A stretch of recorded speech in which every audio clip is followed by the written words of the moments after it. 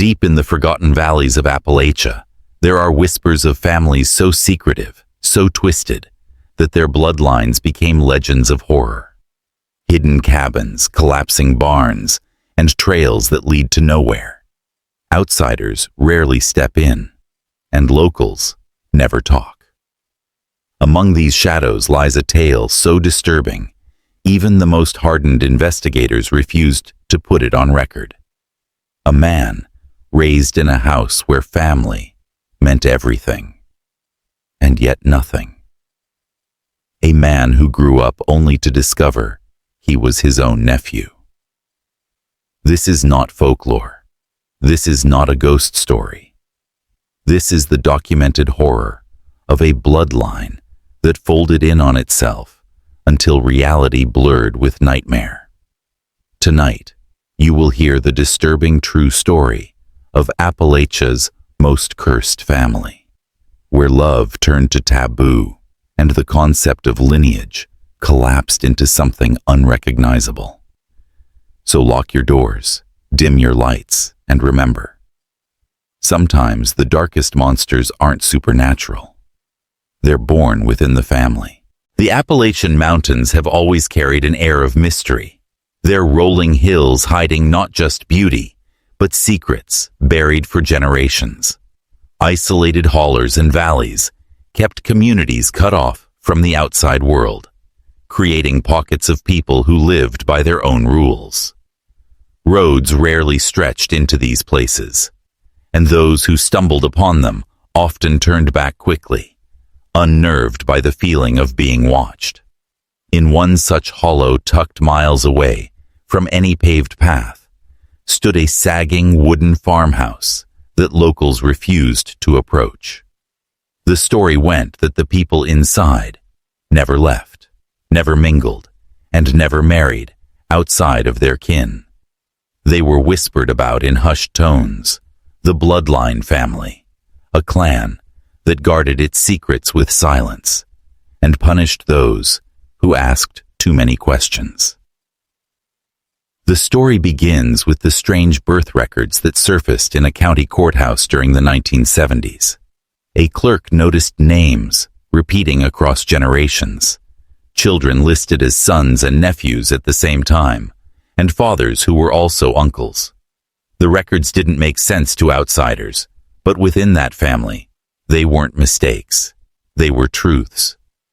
Every child born carried features that unsettled the rare visitor who caught sight of them.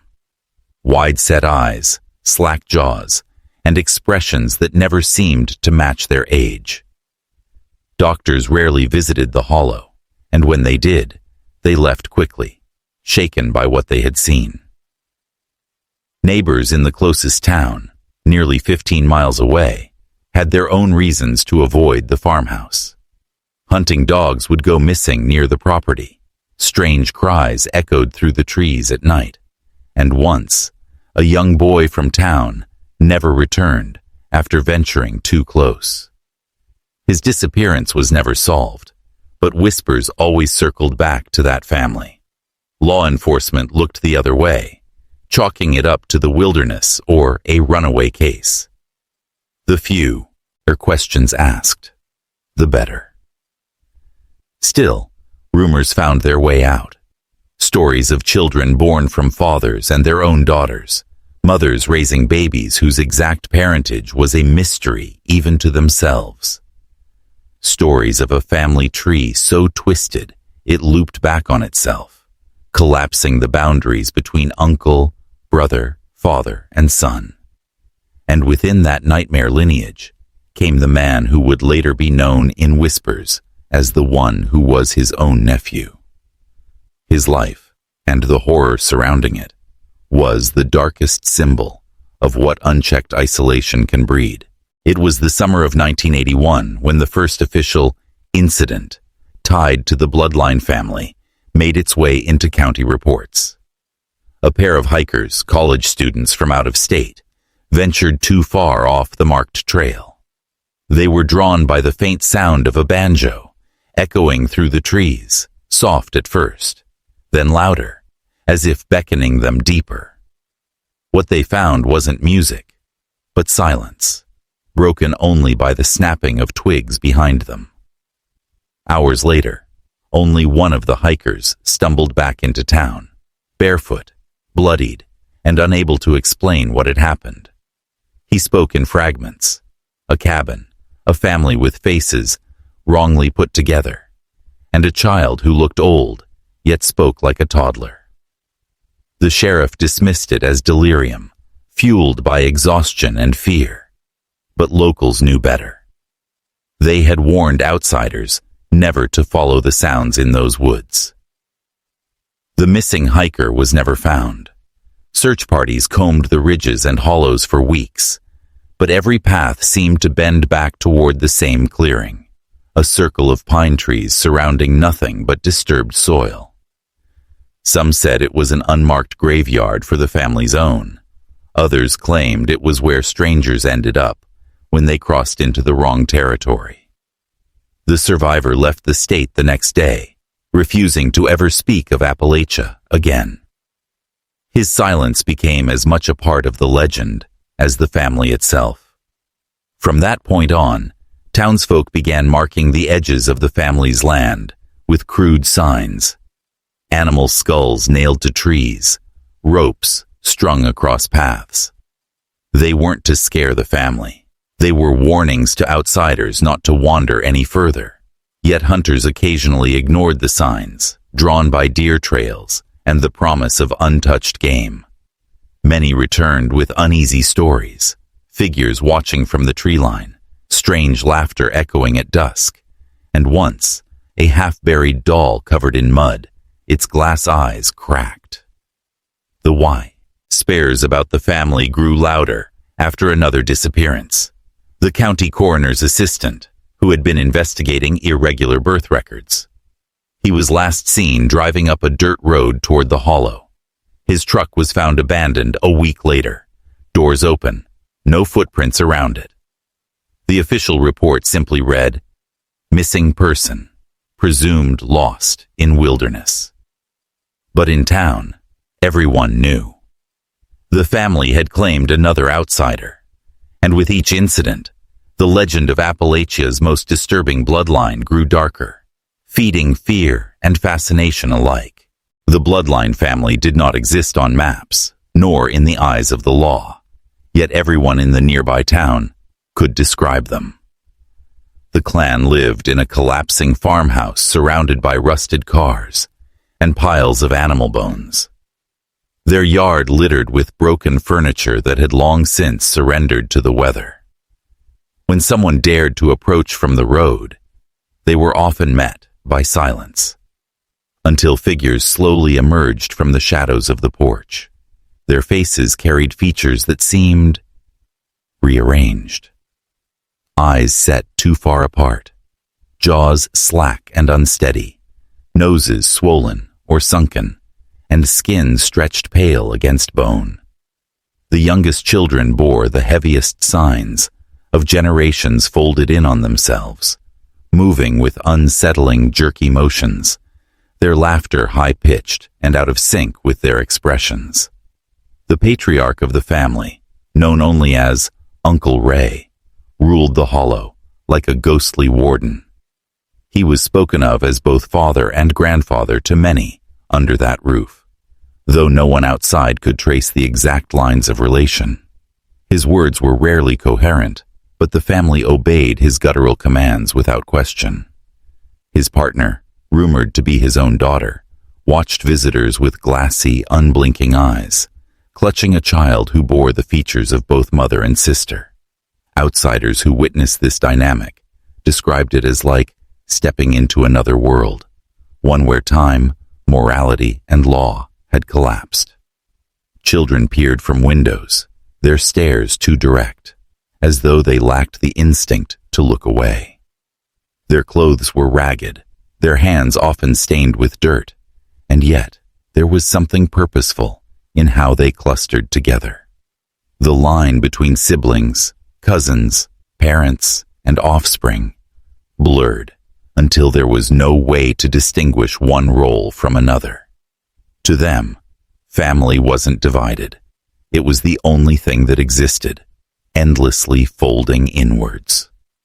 Locals told stories of how the clan survived, by hunting in the deep woods, scavenging roadkill, and occasionally accepting gifts from those too afraid to refuse them. A sack of flour left on the edge of the hollow, a jug of milk dropped at the crossroads. Anything to keep the family satisfied and away from town. But beneath the whispers was something far darker. The suggestion that when food ran short, strangers who wandered too close became more than just missing persons. They became sustenance. And at the center of it all was one child, born of twisted lineage, whose identity defied reason. He would grow up not only to be called son, but also nephew to the very same man. His name would vanish from records, but his existence lived on in whispers. The boy who was his own nephew. It was inevitable that someone would try to uncover the truth. In the late 1980s, a young investigative journalist named Claire Morgan began following the rumors. She was drawn to the Appalachian Hollow, not because of the missing hikers or the abandoned trucks, but because of the courthouse records, those tangled birth certificates that defied logic. Claire believed there was a story buried in those hills, one that could reveal how isolation and secrecy had twisted a family into something unimaginable. Armed with a camera, a tape recorder, and the naive courage of youth, she drove the dirt roads until the asphalt disappeared beneath her tires. Locals at the gas station warned her not to go further. Their voices hushed. "Turn back, girl. Some places ain't meant to be looked into." But Claire didn't listen. On her third day in town, she left her car behind and hiked into the hollow on foot, determined to see the infamous farmhouse for herself. The deeper she went, the quieter the forest became. No birds sang, no wind stirred the trees. It was as if the land itself was holding its breath. She came across crude signs nailed to trees, skulls of deer and coyotes dangling from ropes, their eye sockets staring at her, as if warning her away. But she pressed forward until she saw it. The sagging house rising out of the mist, its windows dark, its porch caved in on one side. Through her camera lens, she caught movement, shadows slipping back behind curtains, small faces peering through cracked glass. Children, their eyes locked onto hers, unblinking, curious but cold. She raised her camera, but before she could click, the front door creaked open. An older man stepped out, tall, hunched, his face asymmetrical, his mouth twitching with strange spasms. Uncle Ray. His guttural words drifted across the yard, indecipherable, but his intent was clear. He didn't want her there. Claire snung, snapped one photo, her hands trembling, then turned to leave. But as she backed away, she noticed something that froze her blood. Standing in the doorway behind Uncle Ray was a boy no older than 10, his features disturbingly familiar. He looked like Uncle Ray, like the woman clutching him, and yet he also looked like he shouldn't exist. Later, when Claire developed the photo, she realized what she had captured. The boy was both son and nephew to the same man. Proof of the bloodline that had folded in on itself. Claire thought she had seen enough.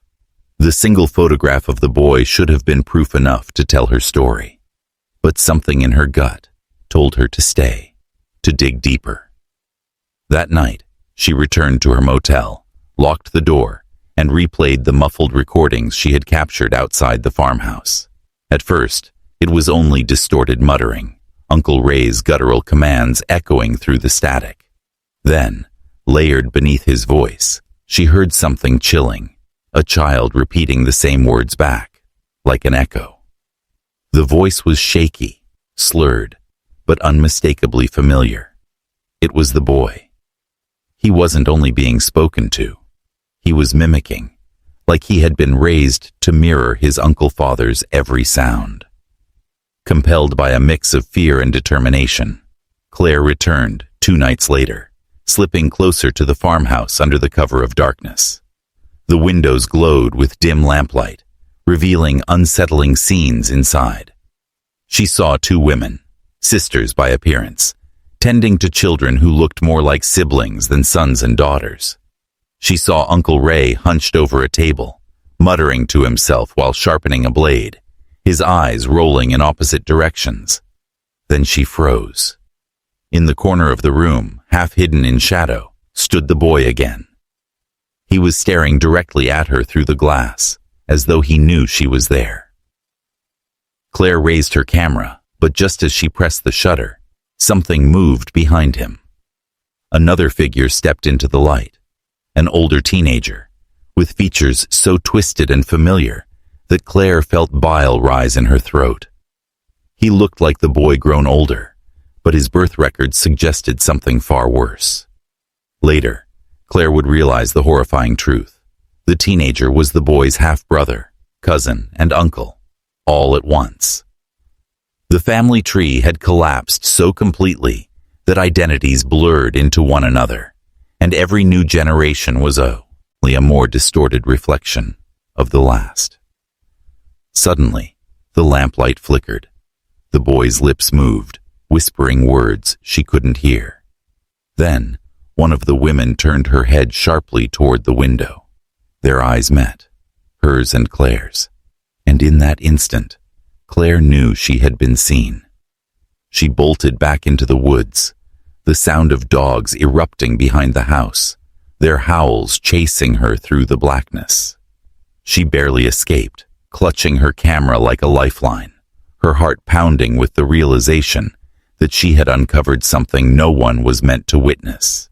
Claire's sprint through the forest was blind and desperate, branches slashing her arms as the howls of dogs closed in behind her. Every step felt like the woods themselves were conspiring against her, roots twisting to trip her, shadows shifting in the corner of her vision. The sound of footsteps joined the barking, heavier, clumsy but fast, as though more than one person had given chase. She didn't dare look back. All she knew was that the hollow was alive now, awake, and it wanted her gone. Her flashlight flickered, then died completely, plunging her into blackness. She stumbled forward, hands clawing through brush, until she spotted a faint glimmer ahead, moonlight breaking through a clearing. But just as she neared it, a voice cut through the night, a guttural broken tone, half growl, half command. Uncle Ray. The sound froze her in place. Then came a child's voice, repeating his words in the same strained cadence, closer than she could bear. They were hunting her together. Claire ducked behind a fallen log, clutching her camera against her chest, trying to silence her own breathing. The dogs drew nearer, their growls low and guttural, sniffing through the undergrowth. She could smell them before she saw them, dirty fur and rot. Then, through the trees, lantern light swayed, carried by human hands. The figures moved slowly, methodically, as though they knew the forest as well as their own blood. One of them paused, sniffing the air, tilting its head like an animal. She realized with horror, it wasn't one of the dogs. It was one of the children. Her only chance was to move. With a surge of adrenaline, Claire crawled through the mud, then rose to her feet and bolted toward the clearing. Shouts erupted behind her, warped and slurred but filled with fury. The dogs lunged, snapping at her heels, one tearing at the edge of her jacket. She ripped free, stumbled into the Appalachia and air, and nearly collapsed. Ahead, through the trees, she saw the faint outline of her car at the edge of the dirt road where she had parked days earlier. She didn't remember unlocking it, didn't remember turning the key, only that suddenly the headlights blazed to life. The figures stopped at the tree line, their faces half lit in the beams, distorted, slack, and glaring. Uncle Ray stood at the center, his hand gripping the boy's shoulder, their mouths moving together in unison. Claire slammed her foot on the gas, the car lurching forward, gravel spraying as she tore down the mountain road. In her rearview mirror, the family faded back into the trees, swallowed once again by the darkness of Appalachia. But she knew she had only barely escaped, and that what she carried in her camera could destroy her if she ever tried to reveal it. Claire drove through the night without stopping, her hands trembling so violently on the wheel she could barely keep the car steady. By dawn, she had reached the nearest city and collapsed in the lobby of a police station, demanding to speak to someone in charge. At first, the officers humored her, taking her statement, listening as she recounted the inbred family hidden deep within the hollow, the boy who was his own nephew, and the chase through the forest. But when she produced her camera, their interest shifted to unease. They developed the film in silence, watching as distorted faces emerged from the paper. A child who looked like a mirror of his uncle, women who seemed both mothers and daughters at once, and Uncle Ray, his twisted expression captured in a way that felt almost alive. Yet rather than act, the sheriff's office grew cold. The photographs were sealed, Claire's report filed away, and she was advised to leave this alone for your own good. When she pressed harder, one deputy muttered something she would never forget. "You think you're the first? That family's been here longer than all of us. Some things don't get touched." It was then she realized the silence surrounding the bloodline wasn't ignorance. It was complicity. Generations of lawmen, townsfolk, and neighbors had chosen to look away, feeding the family with silence and fear. Claire published her story years later, but it was dismissed as sensationalism, a grotesque tale meant to scare rather than inform. Her photographs, though real, were labeled as manipulated. The hollow returned to its obscurity, and the family carried on, their lineage twisting further in on itself with every passing year. Only locals remembered the truth, whispered in warnings to their children. Don't follow the sounds in the woods. Don't go near the farmhouse. Don't look too long at the ones who stare back, as Zawar. Claire, she never returned to Appalachia. Yet she admitted in interviews that sometimes, late at night, she heard echoes of those voices on her recordings, the guttural tones of Uncle Ray and the child repeating him, overlapping like a chant. She destroyed the tapes eventually, but she could never destroy the memory of those faces. The boy who was his own nephew, staring at her through the cracked glass of a farmhouse window, haunted her dreams until her final days. Because in Appalachia, monsters aren't myths. They're family, and some bloodlines should never have been allowed to survive.